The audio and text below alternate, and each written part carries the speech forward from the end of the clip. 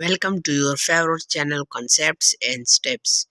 In this video, we will discuss the class 10th theorem 9.5, which is related to the chords and circle. Statement ये है कि two chords of a circle which are equidistant from the center are congruent.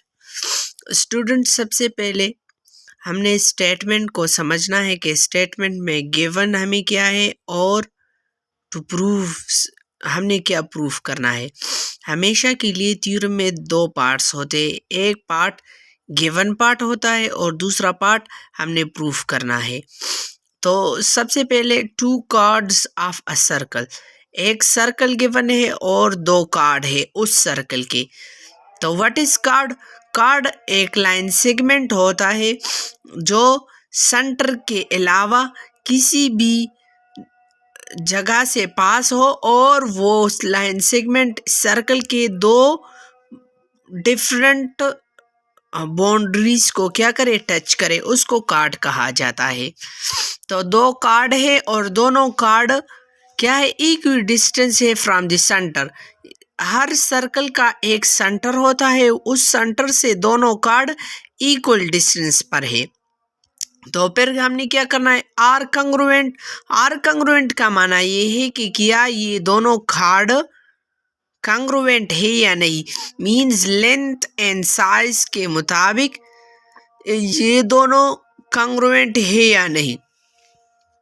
तो अब हम जाते हैं given की तरफ। गिवन ये है कि अ सर्कल विद सेंटर, एक सर्कल है उसका सेंटर ओ है, and A B and C D are two chord of the circle.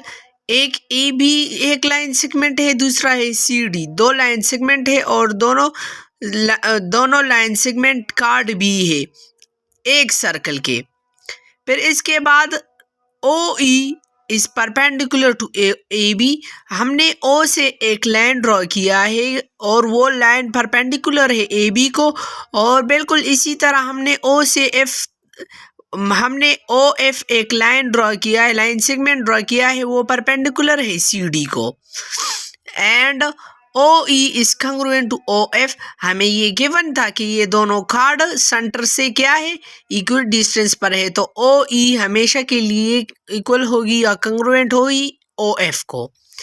हमने स्टूडेंट ये प्रूफ करना है कि क्या A B is congruent to C D, A B is congruent to C D.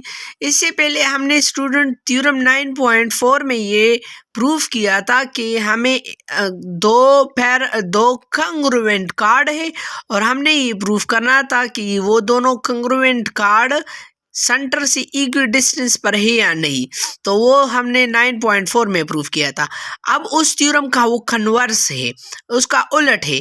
दो कार्ड ड्रा किए हुए हैं और ये गिवन है कि वो सेंटर से इक्वल डिस्टेंस पर है, तो क्या वो दोनों कार्ड कंग्रुएंट होगी या नहीं। फिर इसके बाद कंस्ट्रक्शन हमने इसमें की है, हमने ओ को ए के साथ और ओ को सी के साथ ज्वाइन किया। फिर इसके बाद हम जाते हैं प्रूफ की तरफ। तो प्रूफ की तरफ सबसे पहले हमने कहा कि O E is perpendicular to A D, sorry यहाँ पर बी है student, and O F is perpendicular to C D. हमने ये गिवन भी था कि हम ये जो लाइन है ओ ई वो परपेंडिकुलर है ए बी को और O F is perpendicular to C D. तो फिर हम ये कह सकते हैं कि measure of A E is congruent to measure of E B, और इस तरह measure of C F is equal to measure of F D. ये हमने थ्योरम 9.3 में ये प्रूफ किया था कि जब एक कार्ड हो और हम सेंटर से एक परपेंडिकुलर लाइन ड्रा करें तो वो कार्ड हमेशा के लिए बाइसेक्ट होगा, हमेशा के लिए इक्वली डिवाइड होगा। मींस कि हमने ये एक ए बी कार्ड था, हमने एक परपेंडिकुलर सेंटर से ड्रॉ किया तो ये ए ई इक्वल होगा ई बी को, और इसी तरह हमने OF एक परपेंडिकुलर ड्रा किया है CD को, तो ये CD कट हुआ है दो पार्ट्स में, तो CF इक्वल होगा FD को। ये स्टूडेंट हमने थ्योरम 9.3 में प्रूफ किया है। फिर इसके बाद स्टूडेंट हमने दो ट्राइंगल उस सर्कल में बनाए हैं। वो है, एक ट्राइंगल है AEO, दूसरा ट्राइंगल है CFO। अब हम प्रूफ करने जा रहे हैं कि ये दोनों ट्राइंगल क्या कंग्रुएंट है या नहीं। तो सबसे पहले हमने कहा कि angle AEO is congruent to angle CFO। ये जो एंगल है वो कंग्रुएंट है F को। क्यों? क्योंकि दोनों एंगल राइट एंगल है।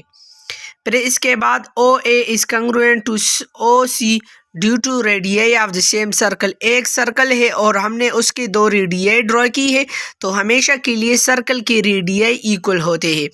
फिर इसके बाद OE is congruent to OF। हमें ये पता था कि हमें ये गिवन है कि OE is congruent to OF।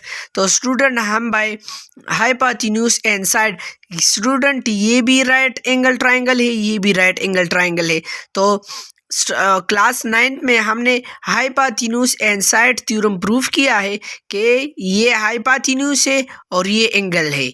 ये हाइपोटेन्यूज है OA एंड OC, ये क्या है? हाइपोटेन्यूज है और ये एंगल है। तो एंगल 90 है और उसके अपोजिट ये हाइपोटेन्यूज है। तो हाइपोटेन्यूज को कंग्रुएंट हो गया और एंगल को कंग्रुएंट हो गया। तो bye hypotenuse and side postulate हम फिर कह सकते हैं कि ये दोनों ट्राइंगल भी कंग्रुएंट हो गए। जब ये दोनों ट्राइंगल कंग्रुएंट हो गए तो फिर हम कह सकते हैं कि ये जो AE जो लाइन है वो कंग्रुएंट होगी CF को। AE ये इस ट्राइंगल के OE ये कंग्रुएंट होगी CF को। यहाँ पर हमने लिखा भी है due to corresponding side of congruent triangle. जब ये दोनों ट्राइंगल कंग्रुएंट हो गए तो उस ट्राइंगल इन दोनों ट्राइंगल के जितने भी साइड्स होगी वो भी कंग्रुएंट होगी। जब ये दोनों साइड्स कंग्रुएंट हो तो फिर हम ये भी कह सकते हैं कि ये इक्वल भी होता है। जब हम ये इक्वल है तो फिर हमने यहाँ पर भी 2 लगाया, यहाँ पर भी 2 लगाया, हमने इस लेंथ को सिर्फ डबल किया है। फिर इसके बाद हम ये कह सकते हैं कि AB is equal to AE and EB। Yes, बिल्कुल हम कह सकते हैं ड्यू टू सेगमेंट एडिशन। हमने ये कहा कि AB बराबर है AE एंड EB, ये B है, सॉरी। फिर हमें ये पता है बाय थ्योरम 9.3 की मदद से हम ये कह सकते हैं कि ये AE बराबर होगी EB को।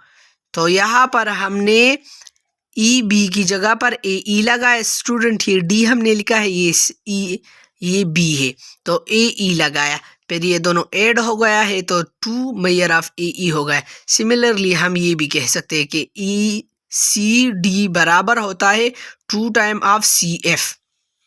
उसको हमने इक्वेशन नंबर 4 का नाम दिया।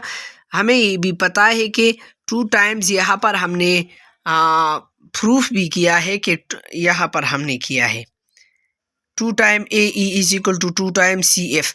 तो ये दोबारा मैंने लिख लिया है 2 times AE is equal to 2 times CF। तो फिर हम ये कह सकते हैं by transitive property and also from 3 and 4 measure of AB is equal to measure of CD। और जब ये AB क्या है? ये एक कार्ड है और CD क्या है? ये भी कार्ड है। तो ये दोनों कार्ड क्या हो गए? इक्वल हो गए। तो हम फिर कह सकते हैं कि ये कंग्रुएंट भी होगी। Hence the 2 chord are congruent. हमने स्टूडेंट ये प्रूफ किया कि जब एक सर्कल हो और उस सर्कल में हमने दो कार्ड्स बनाए और दोनों कार्ड सेंटर से इक्वी डिस्टेंस पर हो, तो फिर ये दोनों कार्ड भी क्या होगी? ये दोनों कार्ड भी कंग्रुएंट होगी। स्टूडेंट ये था आज का हमारा lecture. Thanks for watching this video.